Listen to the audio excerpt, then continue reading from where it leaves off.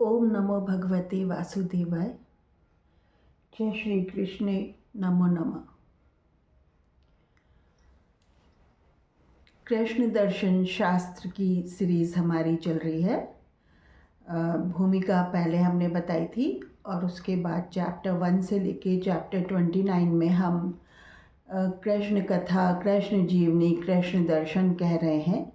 Chapter 29 में हमने कृष्ण रुक्मणी विवाह तक बातें बताई थी, कथा कही थी, दर्शन कहा था। और अब हम चैप्टर 30 ऑनवर्ड्स हम हस्तिनापुर के महाराजा भीष्म के परिवार का वर्णन कर रहे हैं, क्योंकि कृष्ण कथा में, कृष्ण दर्शन में महाभारत की कथा का वर्णन होना आवश्यक है, अत्यंत आवश्यक है, क्योंकि कृष्ण तो महाभारत से और गीता ज्ञान से जुड़े हुए हैं, तो ये अत्यंत आवश्यक है। तो पिछले चैप्टर में हमने देवव्रत के भीष्म बनने की कथा सुनाई थी। अब हम आगे कंटिन्यू कर रहे हैं महाराजा भीष्म और उनके परिवार के बारे में। चैप्टर 31 बता रहे हैं।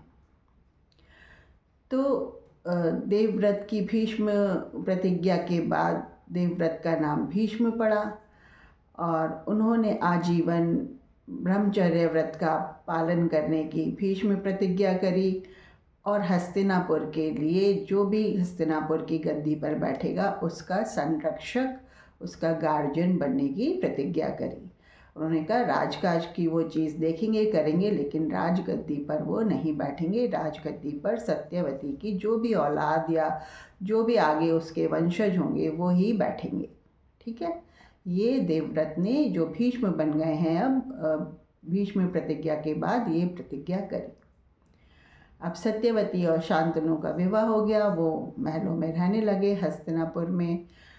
और सत्यवती ने 2 संतानों को जन्म दिया। पहली संतान, पहला पुत्र था जिसका नाम था चित्रांगद और दूसरा पुत्र था जिसका नाम था विचित्रवीर्य। विचित्रवीर्य। चित्रांगद बड़ा हुआ पर विवाह से पहले ही एक युद्ध में भाग लेते समय, एक युद्ध में लड़ाई लड़ते समय उसकी मृत्यु हो गई, अकाल मृत्यु हो गई और वो ख़त्म हो गया। अब बचा विचित्रवीर्य। विचित्रवीर्य जब युवा हुआ, शादी लायक हुआ, तो भीष्म ने उसके वंश को आगे बढ़ाने के लिए सत्यवती के अनुरोध पे उसका विवाह करना उचित समझा। ऐसे में काशी नरेश के 3 राजकुमारियां थीं, अंबिका, अंबालिका और अम्बा। उन तीनों का स्वयंवर काशी नरेश ने एक साथ आयोजित किया था, तीनों राजकुमारियों का। भीष्म उसमें विचित्रवीर्य को साथ देकर उस स्वयंवर में प्रविष्ट होने गए, उस स्वयंवर में भाग लेने गए और उन्होंने पहले ही धारण कर लिया था कि मैं विचित्रवीर्य के लिए इन तीनों राजकुमारियों को हरण करके लाऊंगा। ये भीष्म ने पहले ही अपने हृदय में धारण कर लिया था, क्योंकि वह विचित्रवीर्य को गृहस्थ आश्रम में प्रविष्टि दिलाना चाहते थे, जिससे हस्तिनापुर को आगे वंश मिल सके, आगे संतान की प्राप्ति हो सके और हस्तिनापुर की शासन का बागडोर संभालने लायक संतान प्राप्ति उन राजकुमारियों से हो सके। ये मंशा ध्यान में रखकर भीष्म विचित्रवीर्य को लेकर काशी नरेश के स्वयंवर में भाग लेने गए। वहाँ पर उन्होंने स्वयंवर जब रचा जा रहा था तो तीनों राजकुमारियों का हरण किया और रथ में बिठा के और बाकी राजाओं को परास्त करके वो उन तीनों राजकुमारियों को हस्तिनापुर में ले आए। हस्तिनापुर में आकर उन तीनों राजकुमारियों को उन्होंने कहा कि वो विचित्रवीर्य से ब्याह रचाएं। पर अंबिका तैयार हो गई, अंबालिका तैयार हो गई विचित्रवीर्य से शादी करने के लिए, लेकिन राजकुमारी अम्बा तैयार नहीं हुई विचित्रवीर्य से शादी करने के लिए। उसने कहा क्योंकि हरण भीष्म आपने किया है मेरा, तो मैं तो आपसे ही विवाह करूंगी, मैं विचित्रवीर्य से विवाह नहीं करूंगी। तो भीष्म ने कहा कि मैं विवाह नहीं कर सकता हूँ देवी, क्योंकि मैं प्रतिज्ञाबद्ध हूँ। मेरी प्रतिज्ञा है कि मैं आजीवन कुंवारा रहूँगा, विवाहित नहीं होऊंगा और मैं हस्तिनापुर की गद्दी के लिए संरक्षक का कार्य करूँगा। आप देवी कृपया करके विचित्रवीर्य से ही विवाह करें। पर नहीं, अम्बा चाहती थी कि वो भीष्म से विवाह करे, और भीष्म ने इसके लिए सदा क्योंकि वो एक अपनी भीष्म प्रतिज्ञा में बद्ध थे, वचनबद्ध थे, उन्होंने मना कर दिया कि मैं विवाह नहीं करूँगा। इससे अम्बा क्षुब्ध हो गई, अम्बा क्रोधित हो गई, और अम्बा क्रोधित हो गई, वो बोली कि आप मेरा हरण करके हस्तिनापुर में ला चुके हैं, और आप मुझे विवाह के लिए खुद से आपसे विवाह करने के लिए आप मुझे स्वीकृति नहीं दे रहे हैं, और मैं विचित्रवीर्य से विवाह नहीं करना चाहती, तो मैं कहाँ जाऊँ? मैं अपने पैतृक राज्य में, मैं अपने पिता के घर में तो जाना नहीं चाहती, क्योंकि मैं विवाहित नहीं हूँ, तो मैं इस हस्तिनापुर नगरी में भी नहीं रह सकती। तो मैं वन गमन करती हूँ, वन में जाती हूँ और अपने शरीर का त्याग करूँगी, और शरीर का त्याग करके भीष्म, जो आपने मेरी मर्यादा का जो आपने मजाक उड़ाया है, ये कृत्य किया है, आपको इसकी सज़ा भोगनी पड़ेगी, और आपको इसकी सज़ा मैं अपने अगले जन्म में ज़रूर दूंगी। ये कह के अम्बा शोभित होकर उन्होंने कहा कि मुझे वन के क्षेत्र में छोड़ जाओ, और वन के क्षेत्र में उनको छोड़ा गया, और वो जाके उन्होंने वहाँ पे तप करते हुए प्राण त्याग दिए, और अंदर यही रखा उन्होंने अपने मन में कि मुझे भीष्म से अपनी जो मेरा व्यक्तित्व या मेरी मर्यादा है, उसका उल्लंघन भीष्म ने किया है। मुझे मेरे पिता के घर से उठा के लाए और मुझसे शादी भी नहीं कर रहे हैं, तो इसकी मैं सज़ा उनको अपने अगले जन्म में दूंगी। अगले जन्म में वो इस कृत्य का फल जरूर भोगेंगे। ये अम्बा ने निर्धारित किया, निश्चय किया, और उन्होंने उस देह का वन में जाके तप करते हुए अंत कर दिया, प्राण त्याग दिए। अगले जन्म में क्या बनने के लिए? शिखंडी बनने के लिए। शिखंडी जो है वो ना तो स्त्री है ना पुरुष है, वो उस जाति में जन्म लिया है उसने कि ना वो पूर्ण रूप से स्त्री है, ना पुरुष है, ना स्त्री है। तो शिखंडी उस जाति में जन्मी जिसे हम लोग निष्कासित करके रखते हैं और उनको ठीक से नहीं रखते हैं। तो उस जाति में उन्होंने जन्म लिया था अगले जन्म में। वो कथा आगे की उनकी बाद में बताएंगे। तो इधर तो हुआ ही ये। अब इधर क्या हुआ? विचित्रवीर्य की शादी हुई थी अंबिका और अम्बालिका से। अंबिका और अम्बालिका से। इधर विचित्रवीर्य अंबिका और अम्बालिका के साथ रह तो रहे थे, लेकिन उनका उनका पुरुषत्व इतना वो नहीं था कि जिससे अम्बालिका और अंबिका गर्भवती हो जाती। वो उन्हें गर्भवती नहीं कर पाए थे, और उससे पहले ही एक समय में एक युद्ध चल रहा था, तो उस युद्ध में वो लड़ाई लड़ने गए थे और उसमें वो मारे गए थे विचित्रवीर्य। तो विचित्रवीर्य भी बिना संतान दिए, अपनी रानियों को बिना संतान दिए इस दुनिया से गमन कर गए थे, चले गए थे, यानी उनकी मृत्यु हो गई थी। और सत्यवती के वंश में 2 रानियां थीं, लेकिन कोई संतान नहीं थी। अब सत्यवती ने भीष्म को अपनी प्रतिज्ञा तोड़ने के लिए बहुत ही मनाया, बहुत ही वो कहा कि तुम इन दोनों रानियों से विवाह कर लो भीष्म, और हस्तिनापुर को संतान दो। पर भीष्म ने कहा, नहीं माते, मैं तो प्रतिज्ञा कर चुका हूँ, मुझे आजीवन कुंवारा रहना है। आप कुछ भी करो, येन केन प्रकीर्णन, कुछ भी करो हस्तिनापुर को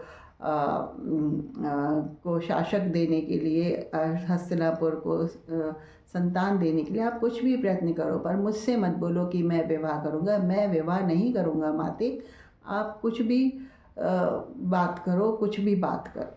तो भीष्म ने ये सत्यवती को कह दिया। अब सत्यवती की शांतनु से विवाह होने से पहले एक कहानी थी। क्या कहानी थी? कि सत्यवती जब किशोरावस्था में थी और जब मछुआरन थी और नाव खेती थी और मछलियाँ पकड़ती थी, तो वहाँ पर जब वो ये कार्य करती थी अपने किशोरावस्था में, शादी से पहले, विवाह से पूर्व, तो उनकी मुलाकात पाराशर ऋषि से हुई थी। पाराशर ऋषि बड़े ज्ञानी ध्यानी ऋषि थे, लेकिन वो भी सत्यवती के मोहपाश में बंध गए थे और उन्होंने सत्यवती से शारीरिक संसर्ग किया था।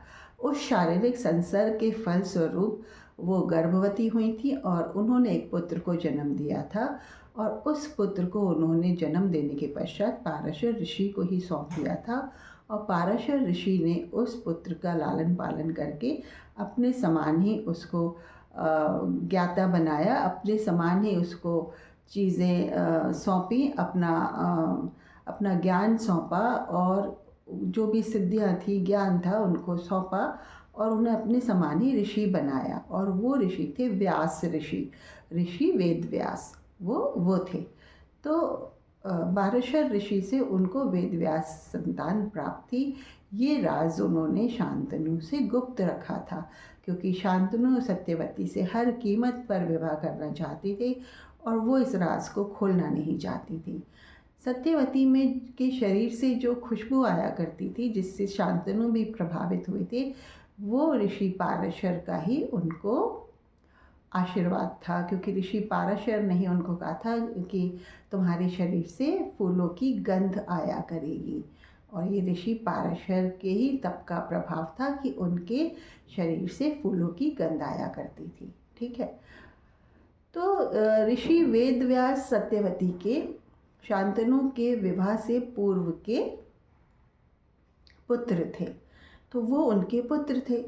अब उन्होंने कहा कि ये रानियाँ मेरे पास हैं, लेकिन विचित्र वीर्य की मृत्यु हो चुकी है, तो मैं इन रानियों को गर्भाधान कैसे करवाऊं, इन रानियों को गर्भवती बना के हस्तिनापुर के लिए वंश या संतान या शासक कहाँ से लाऊं।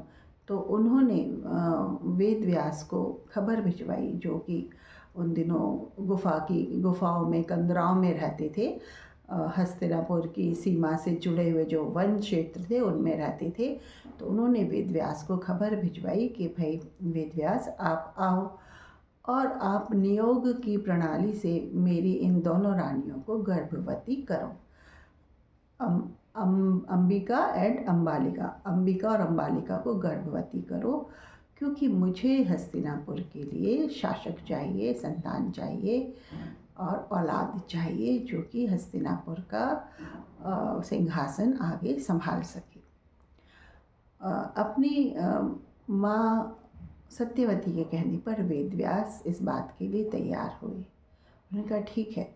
नियोग प्रणाली चलती थी उस वक्त। उसमें क्या होता था कि माता की आज्ञानुसार अगर विधवा स्त्री होती थी तो अपनी माता, पति की माता के आज्ञानुसार वो माता के कहे हुए बताए हुए ऐसे पुरुष के साथ संसर्ग स्थापित कर दी थी, जिससे आगे उसको राज्य के लिए संतान की प्राप्ति हो सके। तो ये उस वक्त प्रणाली चलती थी, लेकिन ये प्रणाली के पक्ष में हम नहीं हैं।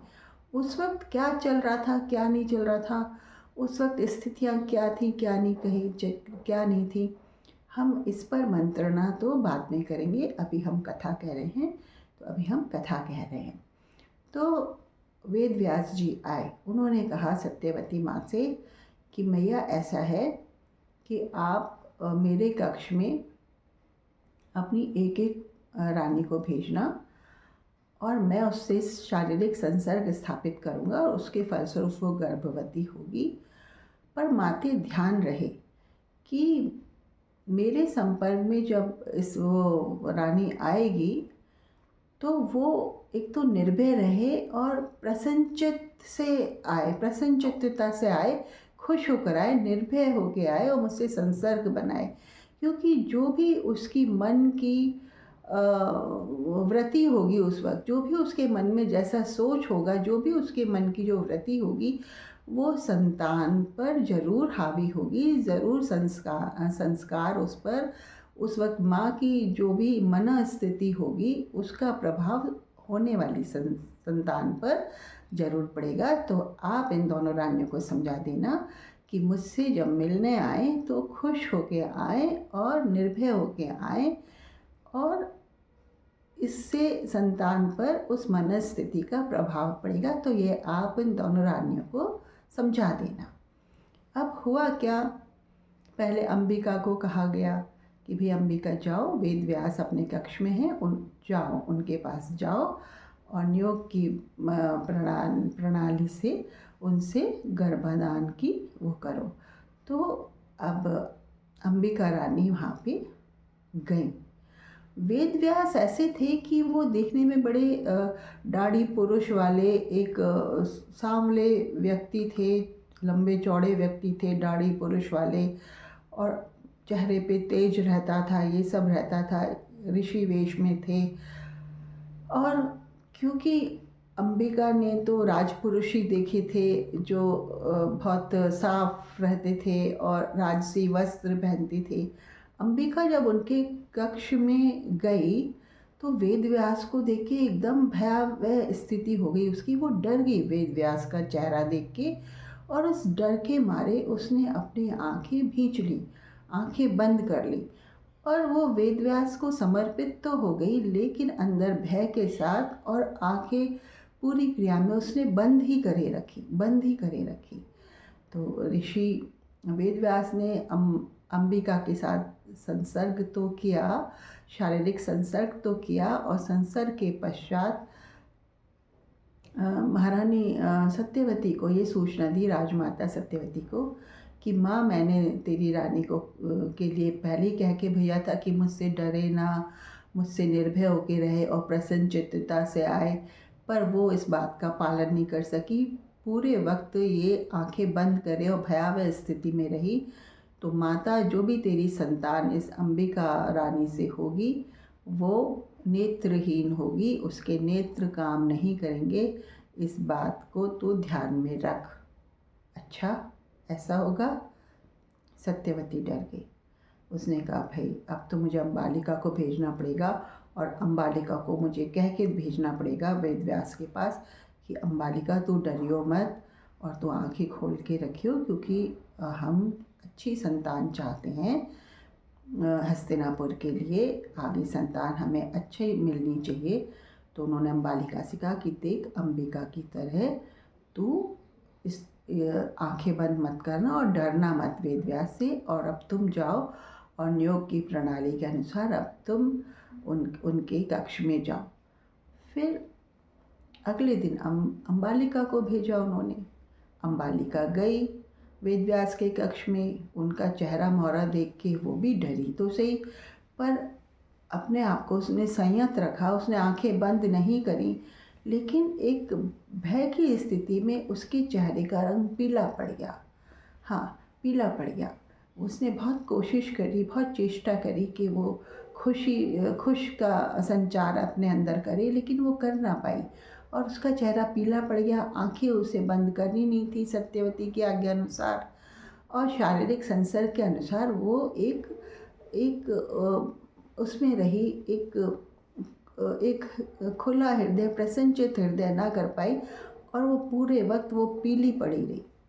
तो ये उनके साथ शारीरिक संपर्क स्थापित करने के बाद वेद व्यास ने महारानी राजमाता सत्यवती को ये कहा कि महारानी मैया राजमाता, आपकी ये दूसरी रानी के साथ हमने संपर्क स्थापित किया, लेकिन इससे संपर्क स्थापित करने में इन्होंने अपने चेहरे का रंग ही उड़ा दिया था। इनके तो हाव भावी चेहरे के पीले पड़े हुए थे।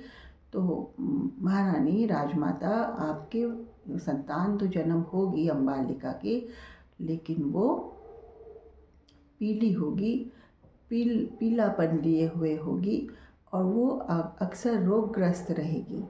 तो ये आप जानिए। अच्छा, दोनों रानियों से पुत्र की प्राप्ति या संतान की प्राप्ति होगी, और वो भी रोगी होगी, एक अंधा होगा, एक रोगी होगा, तो मुझे हृष्ट पुष्ट संतान कैसे मिलेगी? राजमाता सत्यवती सोच में पड़ गई।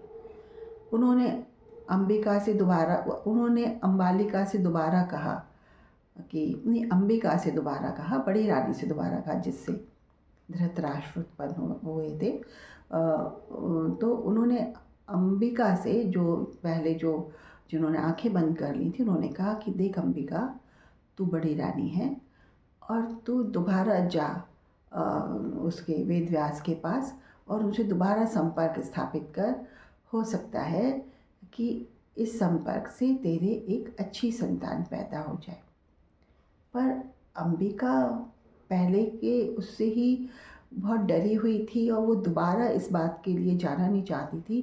तो अंबिका ने अपनी एक दासी को रानी वेश में संबंध स्थापित करने के लिए वेद व्यास के पास भेज दिया। तो तीसरी स्त्री जो गई वो थी अंबिका की दासी।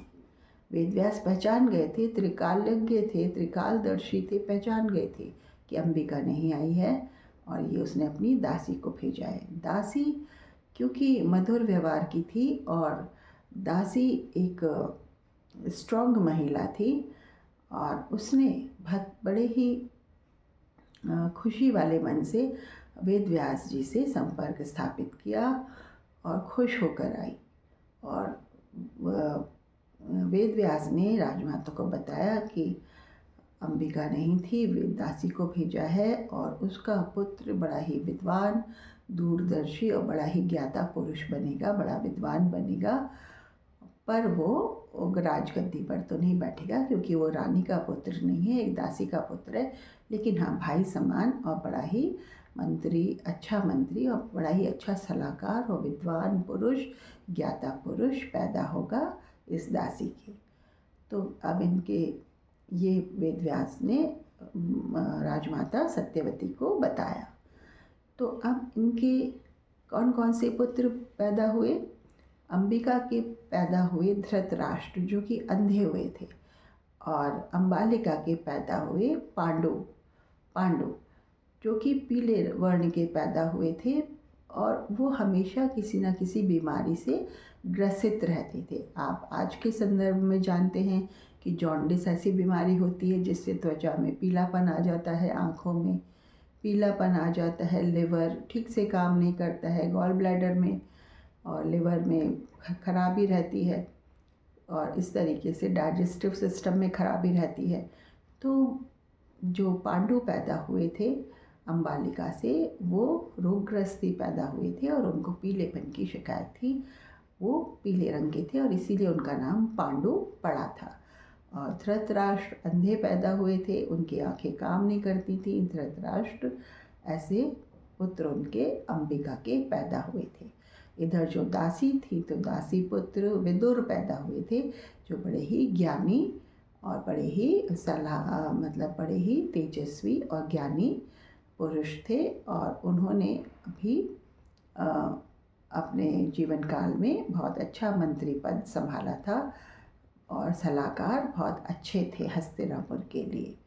तो ये 3 पुत्रों की प्राप्ति अंबिका, अंबालिका और दासी से हुई थी, वेद व्यास से संपर्क स्थापित करके हस्तिनापुर को। तो ये कथा ऐसे है। तो अब कौन कौन भीष्म के समक्ष आ गए संतान जिसके वो संरक्षक होने वाले हैं या हो रहे हैं। राजकाज भीष्म ही चला रहे हैं, लेकिन राजगद्दी पर उन्होंने आधिपत्य नहीं जमाया और अब संतान हो गई है धृतराष्ट्र, पांडु और विदुर भी राजमहल में पड़ रहे हैं। दासी उनको पाल रही है और उस पर महारानी सत्यवती का उस पर भी एक अच्छा आशीर्वाद है। और इन दोनों धृतराष्ट्र और पांडु का बड़ी अच्छी तरीके से लालन पालन शुरू हो गया है और वो राजकाज की व्यवस्था भीष्म देख रहे हैं और इन दोनों तीनों की लालन पालन पे भी ध्यान दे रहे हैं। तो ये सब करता धरता जो भी हस्तिनापुर के हैं वो हैं तो भीष्म, लेकिन राजगद्दी पर अपना आधिपत्य उन्होंने नहीं जमाया है। तो ये है धृतराष्ट्र और पांडु और विदुर के पैदा होने की कहानी। अगले वीडियो में हम कथा को और भी आगे बढ़ाएंगे। तब तक के लिए आप खुश रहें और सदा श्री कृष्ण का वंदन करते रहें। जय श्री हरि, जय श्री राधे।